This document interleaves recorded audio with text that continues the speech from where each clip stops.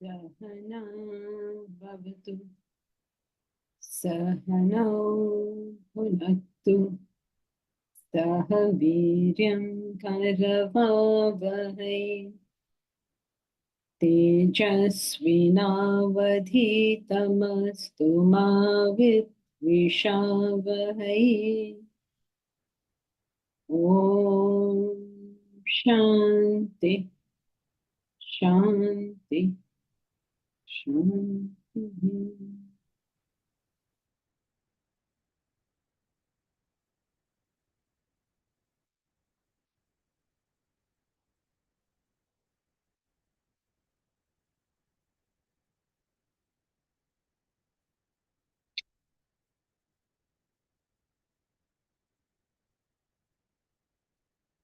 We have been studying about the antithesis of desire.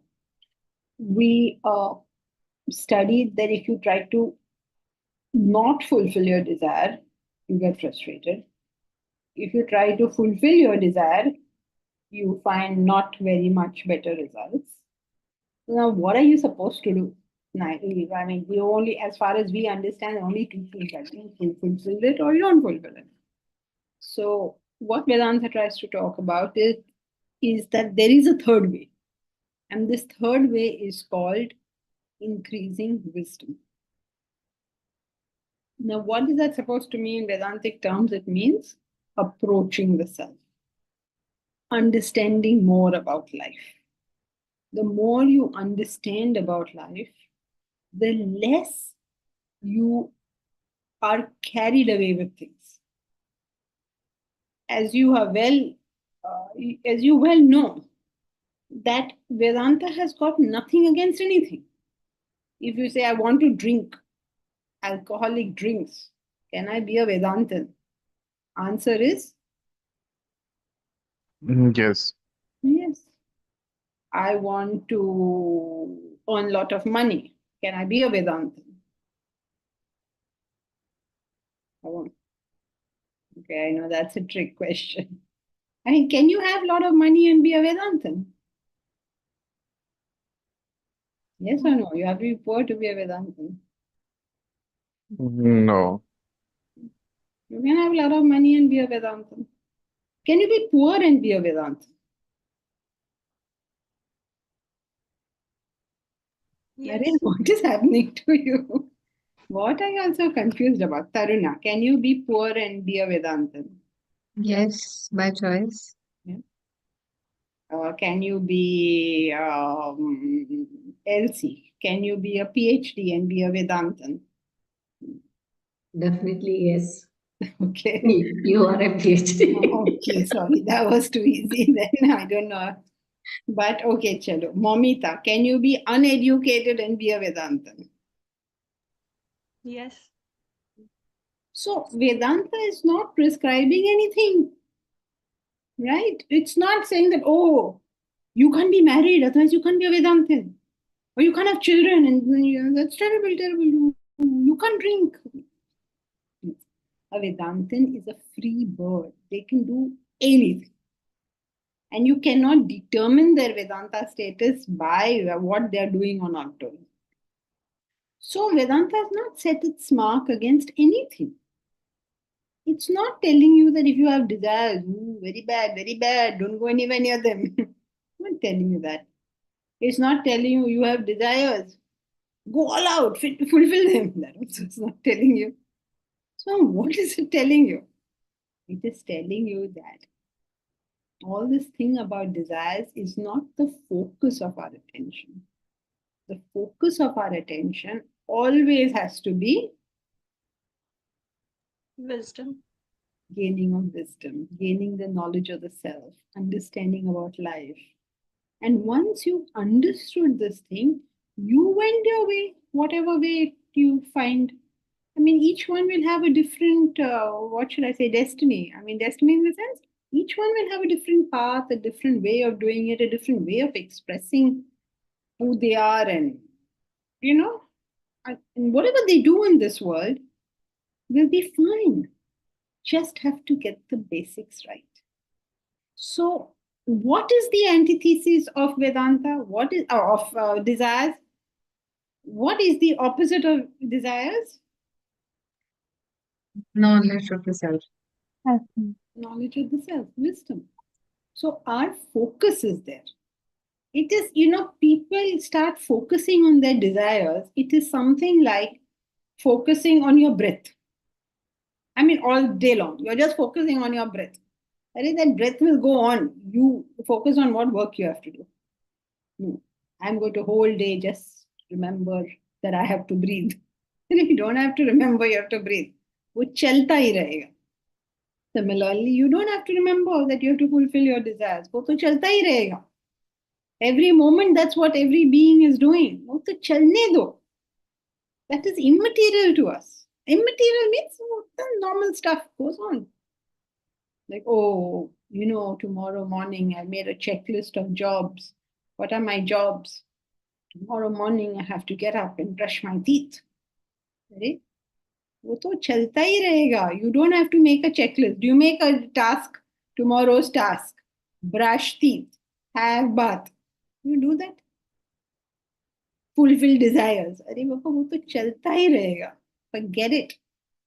Our focus of attention has to be on the gaining of wisdom. So the antithesis of desire, how you deal with desire, is you focus your attention on gaining wisdom, on understanding life, on figuring it out.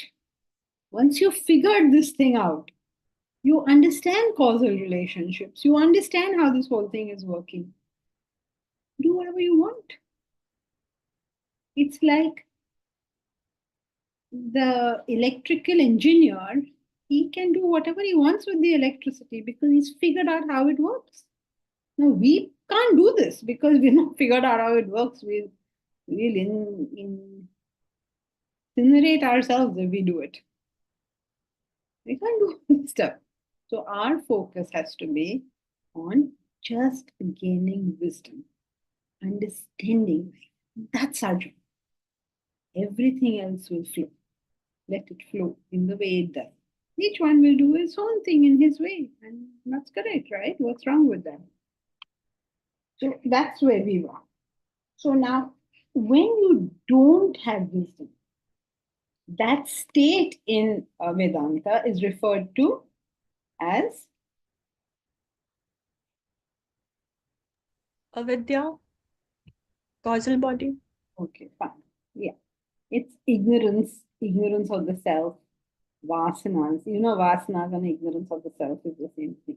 So the greater the ignorance of the self, or the greater the vasanas, the more these desires keep sprouting. Desires are the direct result of ignorance. The cause of the desire is ignorance. Therefore, the solution to the desire is Wisdom. wisdom. Very good. Wisdom. The solution is not fulfilling the desire, not fulfilling the desire. These are all immaterial things. Wisdom is the solution to that problem. So, what is vasana? When we are going to study, right? Vasana is an unmanifest entity. I don't know what to call it because otherwise we keep trying to make it into something. So, vasana is unmanifest. Unmanifest means it's not expressed. When it expresses as a thought,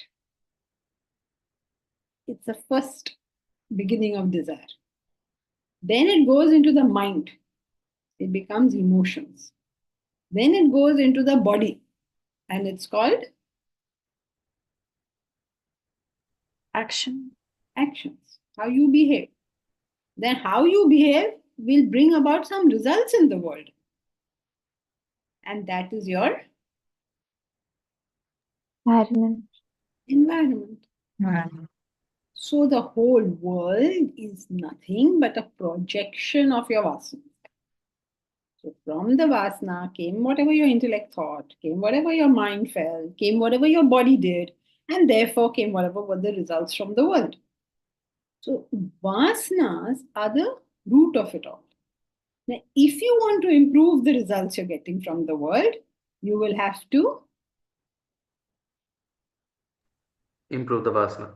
improve the vasana. You have to do something to that vasana because that vasana has brought this result. Instead of understanding this very commonsensical thing, we will make some maha superstition out of this. Another word for vasanas, which is not there in the text, but since you all are all students of Vedanta, Virangi. Oh, Virangi, you're new to the class? Virangi?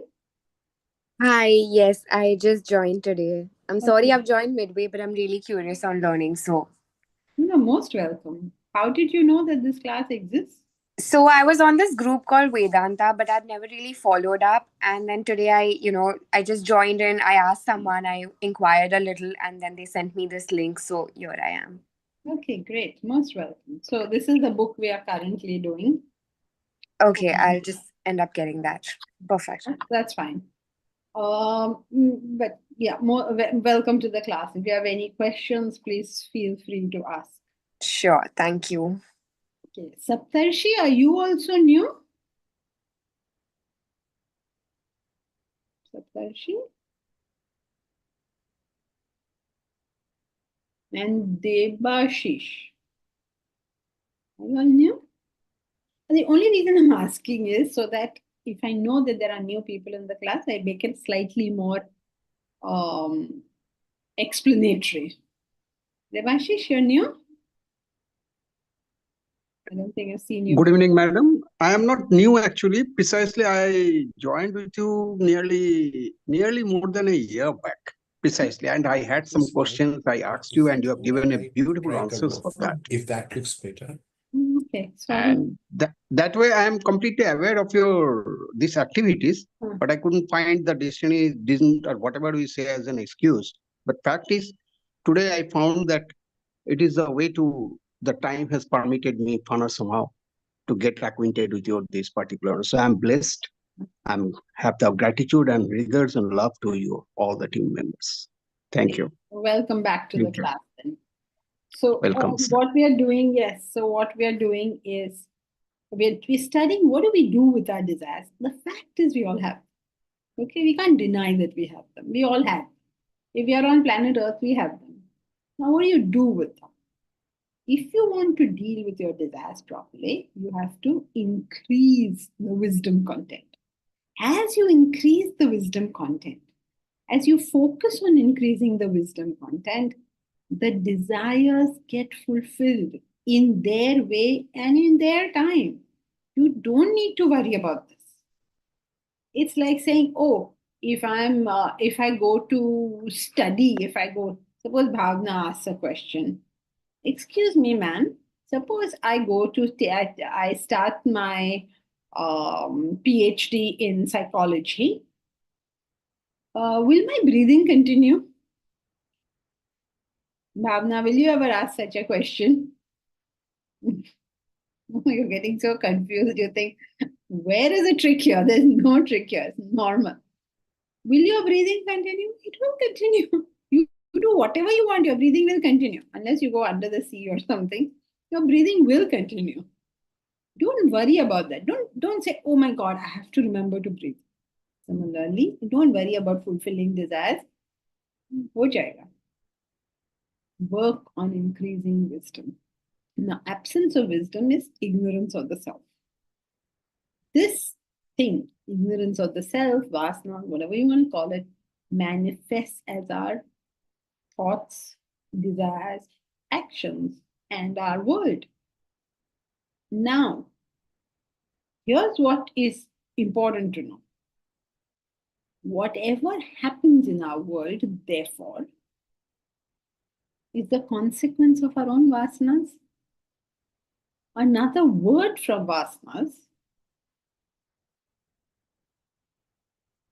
Can anyone tell me another word for vasanas in context?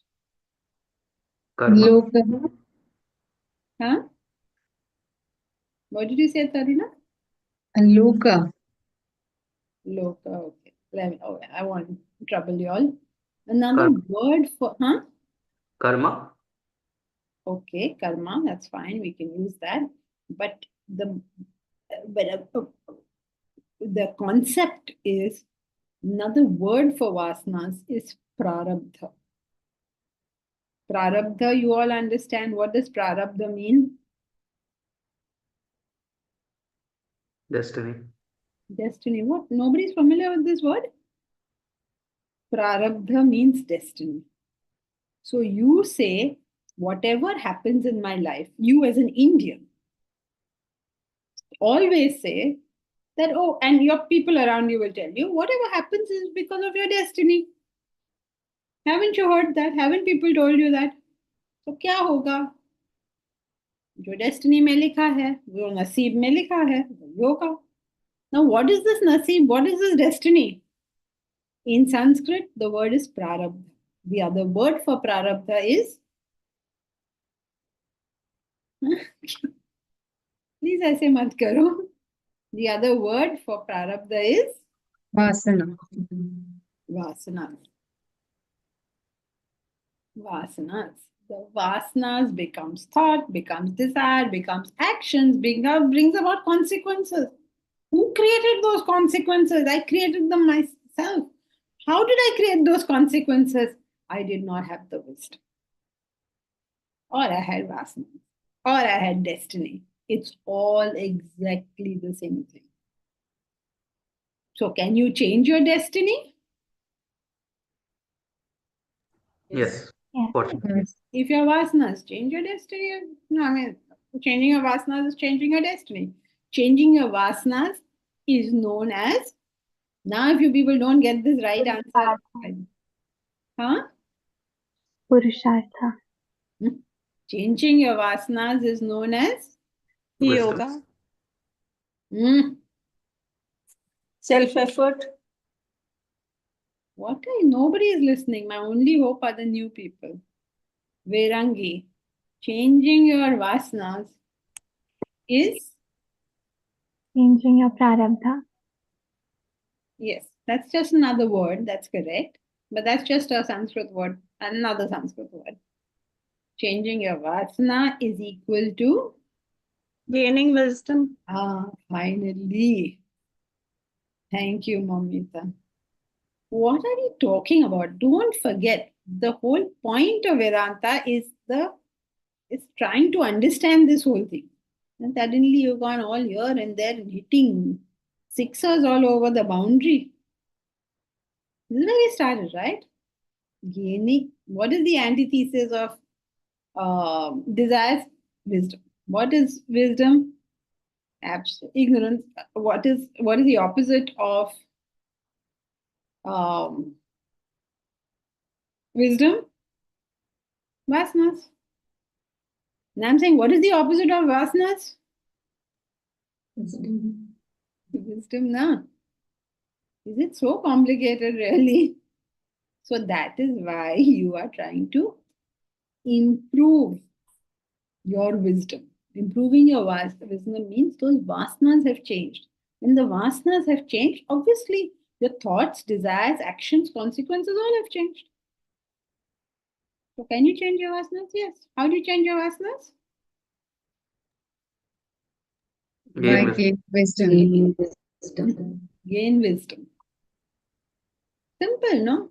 Vedanta is simple. Do not complicate. It's very, very simple. All right. So where were we now? So vasana manifests as thought, desire, action. These gain speed and manifests as thought. This gains speed. It becomes a desire. It gains more momentum. It becomes an action, and that brings your particular world. Student lives in a student's world. Glamorous people live in a glamorous world. Dowdy people live in a dowdy world. Whatever it is, right? So then further, vasanas not only create our behavior and our world, but they also make other vasanas. If you don't gain wisdom, what will happen to your current vasanas? They will simply increase. So you wanted money, you wanted to make 5,000 a month. Then you're not getting any wisdom. Then what will happen? You want 10,000, 20,000, 100,000, 200,000, 500,000. And keep on increasing. So vasanas not only create our behavior and the world we live in, but also create further vasanas. They grow and multiply by indiscriminate action. The more desires we create, the more dissatisfying life becomes. The more desires we create, the more dissatisfying life becomes. Whatever you get, you think of another thing to get. And you are as unhappy now as you were before you got this thing. Yes, Deepraj. But vasanas don't necessarily create more vasanas. No. It is when your focus is not on gaining wisdom, more vasanas get created. Because now you're focusing on the desire, right? You're developing it. Yeah, and is it the vasana that is creating more vasanas, like, or is it the Purusharth that is creating more vasanas? I don't think Purushartha into it. Vasana is creating more vasanas. You are not dealing with your vasanas properly. Forget vasanas, take desires. You're not dealing with your desires properly. So more desires get created, which as you can see is practically true.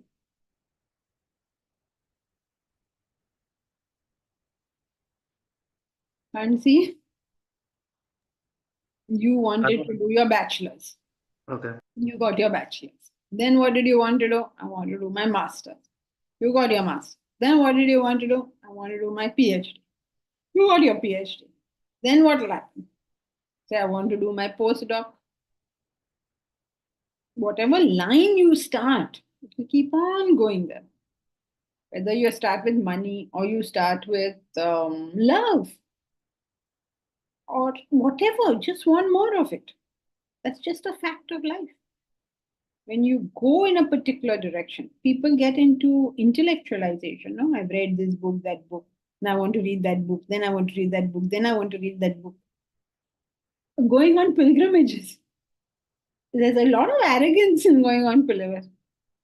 Have you been to Vaishno Devi? Yes, I've been to Vaishno Devi. Have you been to Balaji? Been to Balaji. Now I've been to Vaishno. I've done Char Dham. I've done the other one. I've done Ashtavinayak. I've done all of this. Now I want to go to the source of the Ganga. I want to no pilgrimage. I want to do this pilgrimage that will now. बहुत मेरी मर्जी मन है करने का. Pilgrimage now, that has become one other stream. Whichever stream the mind goes in, it will create more and more and more. More and more means suppose a man has earned and earned and earned, he's earned lots of money. Then what will he do? He'll want more money also. Now he'll want power also. I mean, just as I don't know Elon Musk and I don't know Donald Trump, I have just as an example, okay? Elon Musk wanted to create his SpaceX, create his businesses. Then from that he wanted SpaceX. Then he's made so much money, he's become the richest person. Now he wants to get Twitter to have some power. Then he realizes that no, I will really have power if I am associated with the President of the United States. That's what he does next. Then from here he wants something else, something else. I don't know whether this is true or not. I'm just giving it as an example, okay? So every step he will want something more. Now, let's say he's associated with the President of the United States, then it will occur to him that why can't I become the President of the United States? I have the money, I have the brains, why not? Then there'll be something in the way, such as he is not born on American soil, like how Kissinger, he longed and longed and longed to become president, but he couldn't because he was not born on American soil. Then he'll figure out a way to deal, he'll want to figure out a way to deal with that, which he may do, may not do. But if he wants it and he's not able to do it, he will be just as frustrated or maybe more frustrated then that first business venture which he started, had that one failed, or that, whatever, So that's why in the book, it says that think, humans think. Are we asking for the same sorrow at a higher price? So basically, whatever he gains, like it's a constant stream. The mind will go down that stream and keep on going down the stream endlessly. And the antithesis to that is the intellect redirects it to the higher, and now it is moving along that higher because that's the nature of the mind. It is moving. No. It is the antithesis of that is gaining wisdom. How to gain wisdom will not come to. The antithesis, if you don't want to mess your life up like that with just one more thing all the time, then we'll start gaining wisdom. Now, what will happen when you start gaining wisdom? Vasanas will reduce. Now But things will appear different to you. yeah, but vasanas reducing is just that there's no thought flow in that direction anymore. No, there can't be thought flow in that. It's not that there is no, there can't be. There's no cause. How can there be effect? When the vasana is shifted, you can't think in that. Okay, got it. Thank you.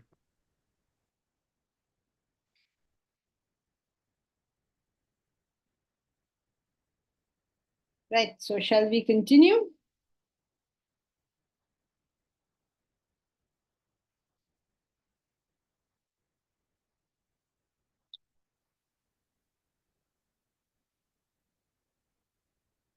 So the more the desires we create, the more dissatisfying life becomes. Now the problem is that we are sometimes creating desires by hard work and by acquiring more. You're creating more and more desires. So you're working very hard. You are getting everything you want, and you're getting more agitated. So what's happening here? The quantum of vasanas is the indicator of one's spiritual growth or wisdom and thereby happiness. And I see how it all ties in. So as the quantum of vasanas decreases, that means your wisdom levels have increased. That means your happiness has increased. That's how it all ties in. All right, so far so good. Another synonym for vasanas is deep sleep. When only vasanas exist. That means when only vasanas exist means when there is no thought, desire, action, word. When only vasanas exist, we are in the state of deep sleep. Vasanas thus are also referred to in Vedanta as the bliss sheath because of the bliss in deep sleep. Please listen to this carefully. Vasanas are also referred to as Anandamaya Kosha or the bliss sheath. Many people seem to think Anandamaya Kosha is the self. They write like that.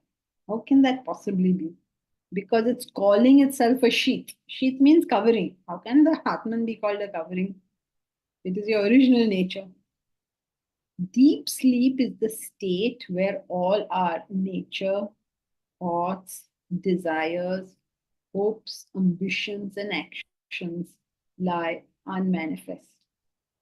Everything about your mental and intellectual personality is dormant. They do not express themselves in any way. They're all in the potential stage. When they resume manifestation, we come to the dream or waking worlds. So when slight manifestation starts taking place, means thoughts start, you experience a dream world. A sleeping tiger is much the same as a sleeping lamb. But once they wake up, their individual nature shows up. Without will or volition, they return to being themselves as they were before sleep. As long as vasanas exist, the being will continue to express them.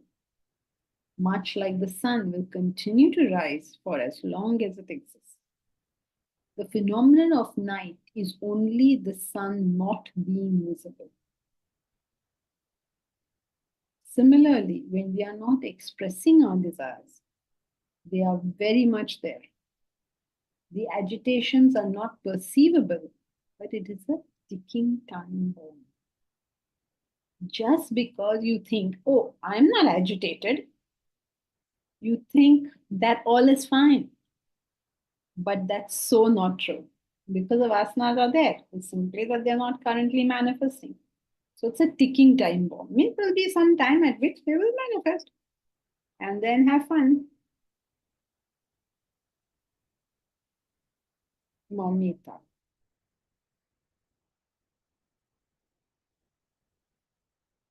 Oh, is the bliss sheath different for different people or the same? Different, of course.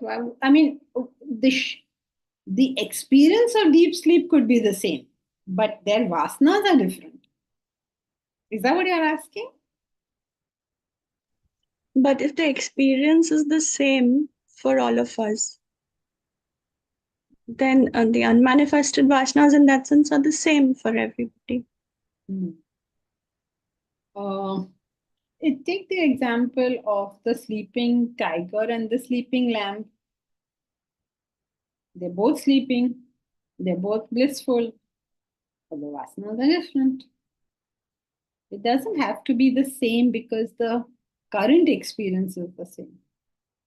It's like saying all of us in the class, we're all in the same class, so our experience is the same. No.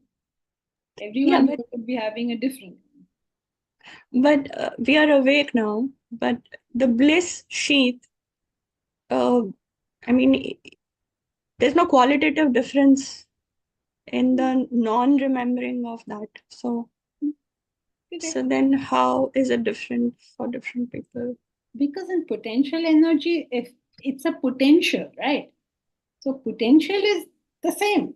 I mean, the fact of non-manifestation is the same. Only when there's manifestation can any difference arise. It's like in this field, I have planted sugarcane. Sorry. In this field, I've planted neem seeds. In that field, I've planted coconut seeds. No seed has sprouted. So the fields look the same. But what is below is different.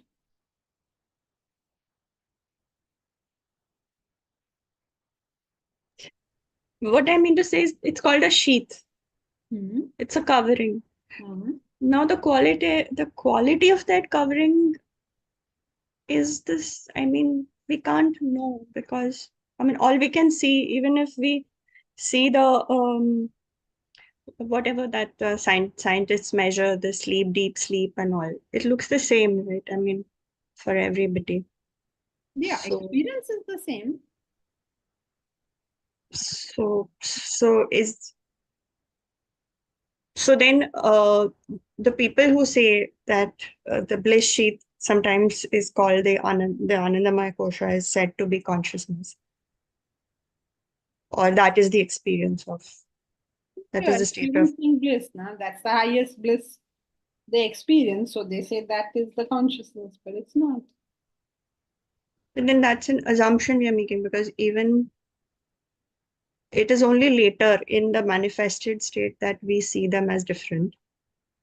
What is the assumption you're making? That because their manifested nature is different, so the causal body is different, so the bliss sheath is different. Yeah, I mean, you can call it an assumption, but it's an inference you cannot avoid. Inference. Yeah, because here is Momita as she is now. Okay, let us say she has interest in philosophy or whatever, writing, philosophy, is interesting. Now she goes to sleep.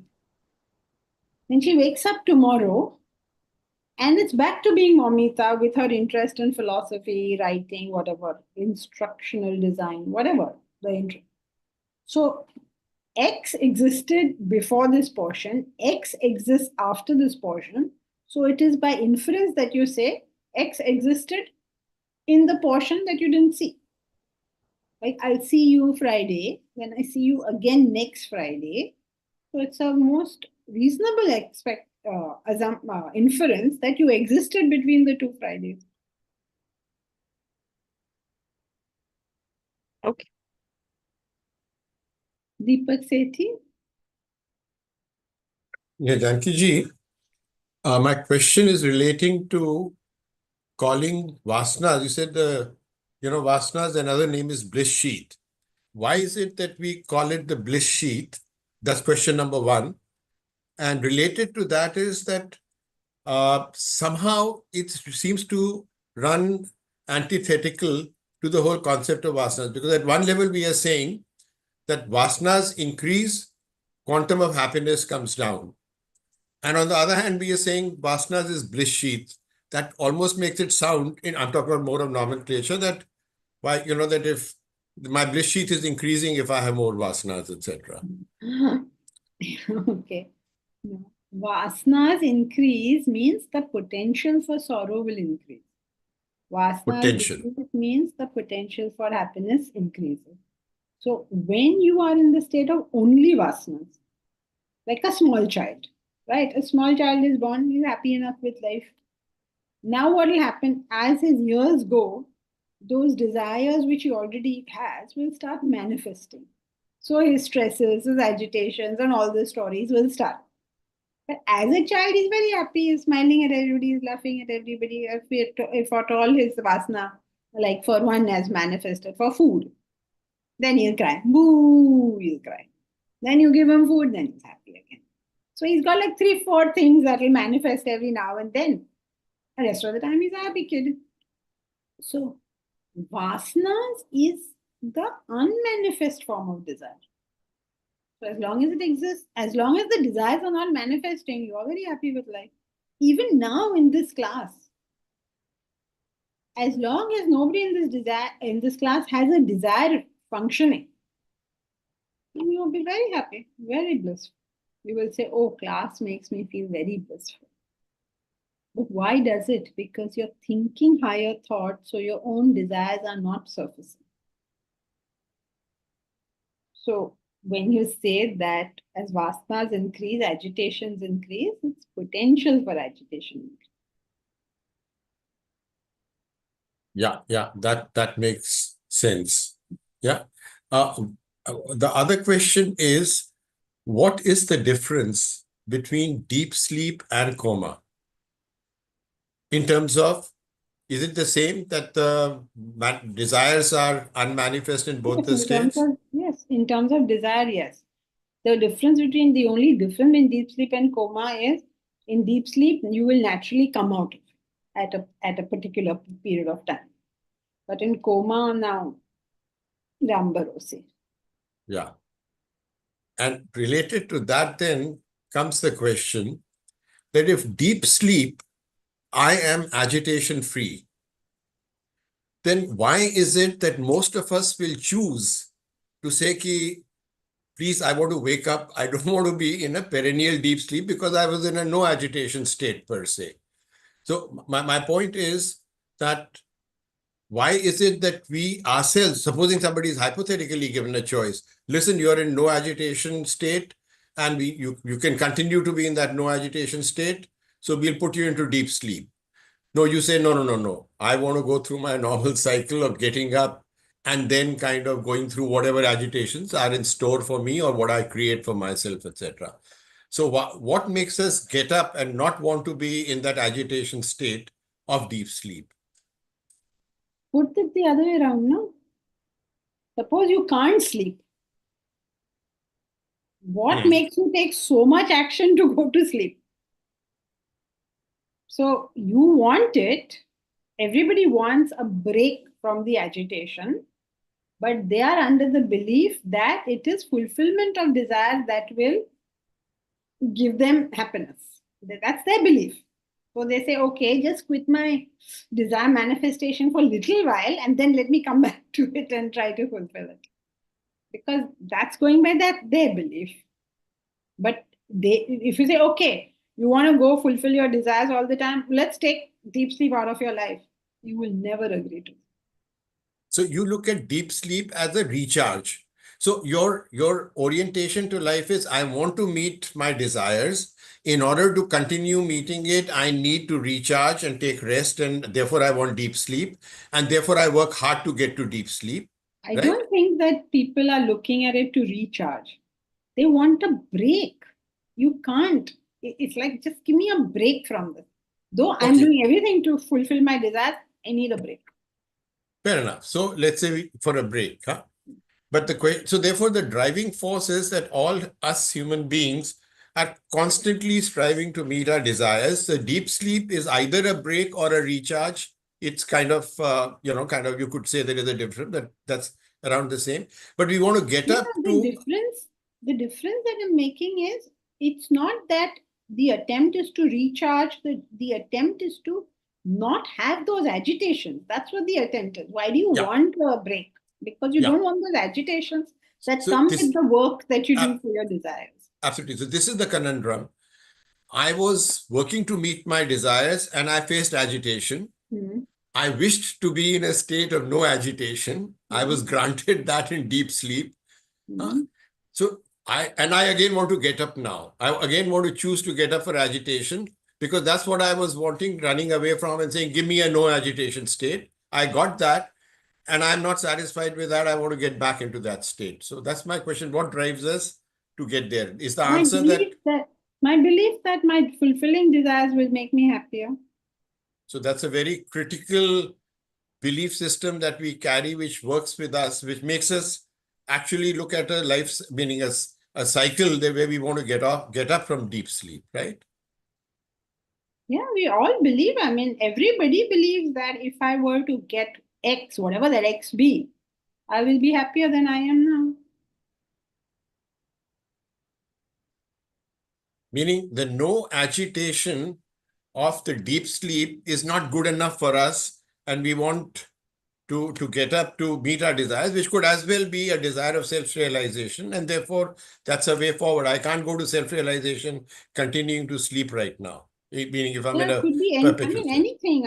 It depends on how much agitation your life is. If your life is a lot of agitation, you'll say, yes, I will undertake coma or death. That's why people commit suicide. Depends on what is it you're trying to stop? It's not universally true that people will not take the coma option or the suicide option or, an option to just stop this. Yeah. Okay, thank you. Vidushi. So would it be right to say that the experience of non-apprehension of reality is the same, but misapprehensions are vague? Yes, that would be right.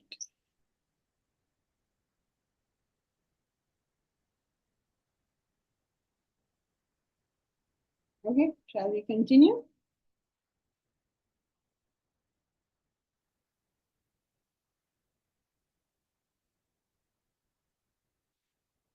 So, when the vasanas are not manifesting, we are in deep sleep. So, we have no agitation. But even if they are not manifesting, not just in deep sleep, but in any condition, such as you're in class, such as anything else, for whatever reason, you're not thinking of an ice cream. So when you don't think of an ice cream, the agitation of wanting an ice cream is not there. So you're peaceful with reference to that ice cream. Right? So when the agitations are not perceivable, we think we are in a good state. But actually, it's just that the agitations are not perceivable. It doesn't mean we are in a good state. Often we get misled by the temporary quietening of agitations and believe all is well. But it is not. The tiger is sleeping and it will one day wake up. Hence, it is foresighted to keep up the right and best practices even when everything seems to be going well. So even if you're happy or whether you're unhappy, you have to work on gaining that wisdom. Your best practice. In Kabir's words, dukh mein sumiran sab kare, sukh mein kare na koe, jo sukh mein sumiran kare, dukh kae ko hove. Everyone remembers God in times of sorrow, no one in times of joy. Those who remember in times of joy, why would they have sorrow? Isn't it? We remember to take care of our health when we're not well. But if you remembered that when you are well, why would you have ill health? We remember to invest. When we're struggling with finances, we remember that we have to take care of how we do this. When we're struggling, why don't we remember it when we're not struggling? Then we'll never be struggling. So if everything seems fine, then this is the time to work on it. Today is the day to work on gaining wisdom. The self is the state of the absolute reality or the transcendent. Avidya, ignorance of the self, is the cause of all the troubles and pains in our life. The knowledge of the self is the ultimate wisdom. As we gain knowledge of higher aspects of life, our interest in the lower wanes away. So that, Deepraj, that's how it happens. That interest in the lower wanes away. Wisdom is one's ability to see the truth. The more we see it, the less tossed and buffeted we are. Vasanas or desires inhibit our capacity to see the truth. I suppose that's clear, right? How vasanas inhibit our capacity to see the truth. The more the desire, the curtain of desire in front of our eyes, the less you can see things for what they are. Can you give me examples? The more you love a person, the less you see their flaws. Very good. When you want to marry somebody, the last thing you see is that person. Then you sometimes investment decisions. Now somebody's offering you 30% interest or dividend or whatever. So, 30%, very good. Will it become 40 also? And he goes, yes, it will become 40 also. Here, take 2 crores from me. You lose your discrimination. Even in the most small things, if you go to a mall, you see a dress, a pretty dress, which you absolutely don't need. But it's a pretty dress. So you're like sort of saying, oh, this is nice. Maybe I should get it. And a good salesman comes to you. What will he tell you? Oh, you look so this ye to aapko bahut jamega. Something he'll tell you. He's adding mirchi masala, fuel into your fire. Then you forget what is the price tag. Do I require it? Where am I going to put this thing? How many people buy things, bring them home and say, okay, now where do I put it? Furniture items, where do you put it after you bring it home? You better think of where you're going to put it before you bring it home. So discrimination is basically lost. So when the desires are playing, you just can't see the truth, can't see it forward. And if that's difficult to understand, then take other examples. When anger is playing, you can't see any virtue in the opposite person. When jealousy is playing, you can't see any virtue in the opposite person. Any strong emotion. So whenever there is a strong thing floating around, you just can't see things for what they are. It's impossible. You can come up with endless examples. What is his name? Othello. Othello could not see that his wife was so virtuous. King Lear could not see that Cordelia was the good daughter and the other two were the bad daughters. You just can't see it. When that internal mechanism has been magnetized or something, all the best, all the best. Macbeth. You know the story of Macbeth? He killed his benefactor. He's supposed to be the lowest of the villains of Shakespeare. He killed the person who took care of him. But now he wants the throne. How can he see anything else?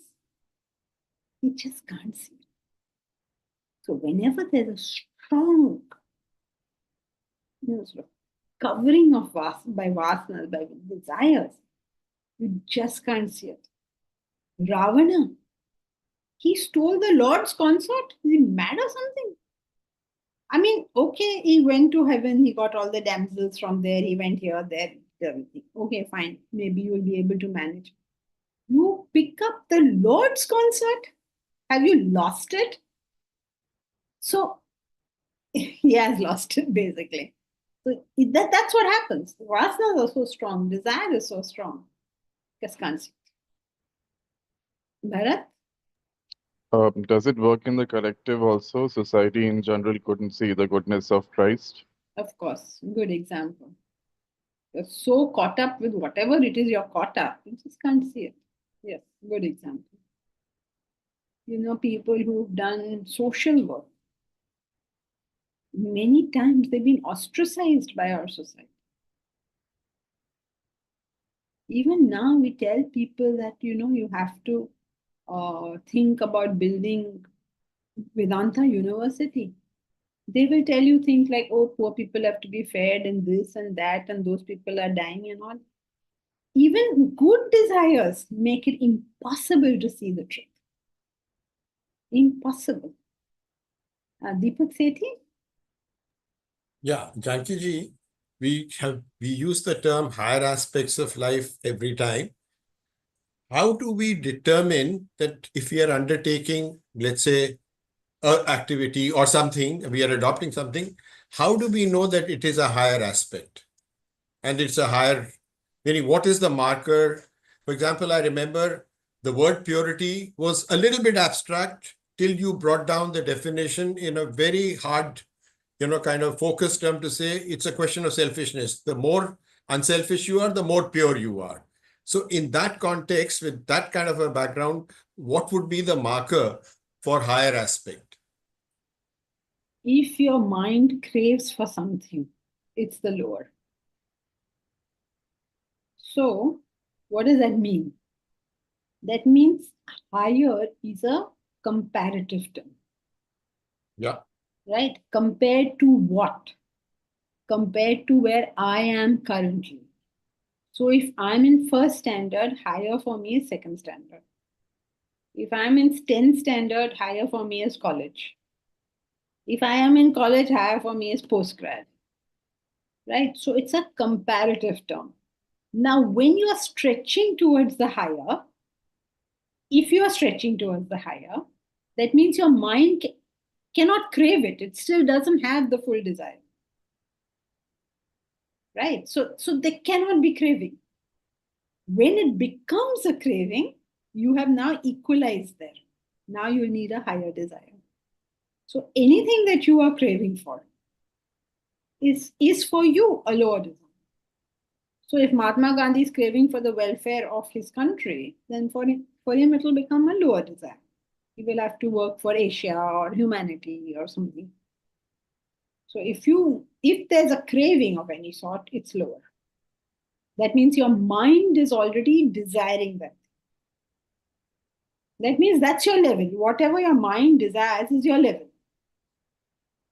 Right? What your intellect desires is what you're striving towards. Not intellect desires. What your intellect directs is what you're striving towards. What your mind craves is who you are.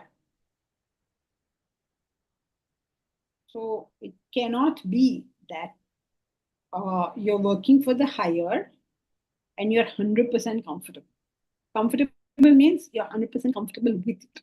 There'll be strain, there'll be struggle, there'll be, But if it's like, oh, that's so wonderful, I have to get it, that means you're not conceiving a higher thing. There's such an amount of strain in that. Still not very, I get that aspect, that there has to be a stretch, there has to be a gap. And I think you gave that in the what you know, how do you know, very beautifully, to say that it levels up and then it goes up and then it levels up. That's how you grow, right? So that part is well understood. But I'm still looking at, I'm undertaking something. Now it's a comparative state.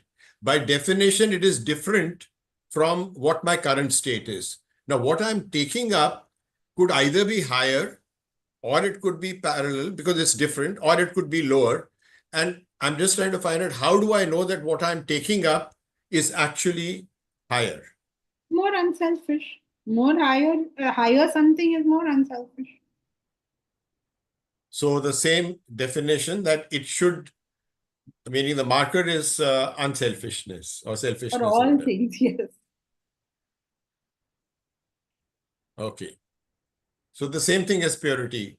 More unselfish is more pure, and by definition we know that more pure is higher. But okay, fine. So I'll work with selfishness as the marker, and yeah, Yes. if some question comes up, I'll ask you. Momita, like a tamasic person would not crave a well-paying job, but a rajasic person would. Yes, correct. Tamasic person is going to crave lying in bed, not going out there and getting a job and whatever it is. A rajasic person would.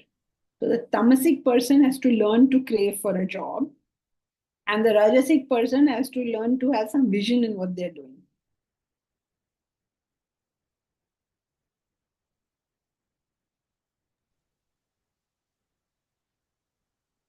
Janki, just one question. You said you feel the stretch in desiring. In desire, can you explain this? You're not like, there's a struggle for you to maintain that motivation, to maintain that desire. Take simple thing, right? You want to do exercise. Every time that desire falls off, right? Then you have to buck it up again. But it doesn't have that the desire to have gulab jamun never falls off. वो तो नहीं आज भी चाहिए कल भी चाहिए, right? So there's a sort of it's your whatever your level is, that is consistent. So if you're working for your husband, for instance, then it's consistent. You'll always want to do something for him. But if you work for the building society, then you say, "Yaar, chodo na mera, kyun sir kha rahe?" I mean, it won't stay. It's like going up and down. It's like, bas ho gaya, kafi ho gaya.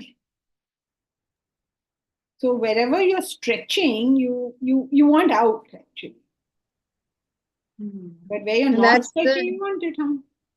And that's the indicator that you should continue to work on that.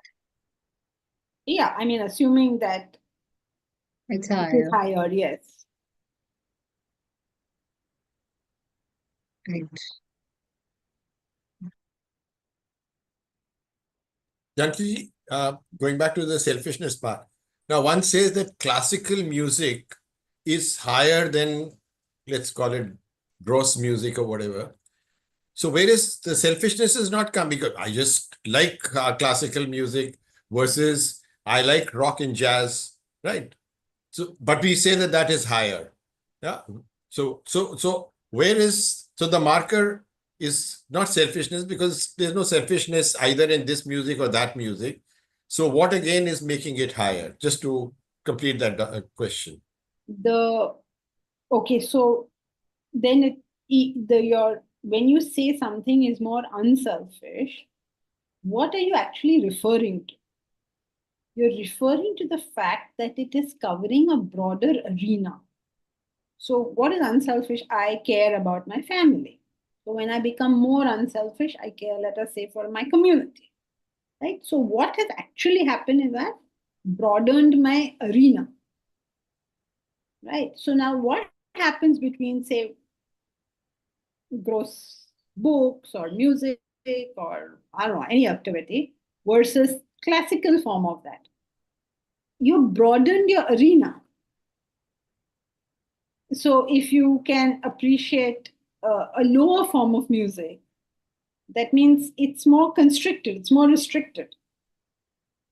And if you can, like, an easier way to take it's not the best example, but the easier way is Bhimsen Joshi can handle all popular music, but a popular singer, like an Ed Sheeran or I don't know what, somebody like that. I don't know. I've never heard Ed Sheeran, so I don't know what he does, but he may not be able to do what Bhimsen Joshi does. So Bhimsen Joshi has basically widened his repertoire, widened what he's capable of. Right? Or painting or music or poetry, whatever.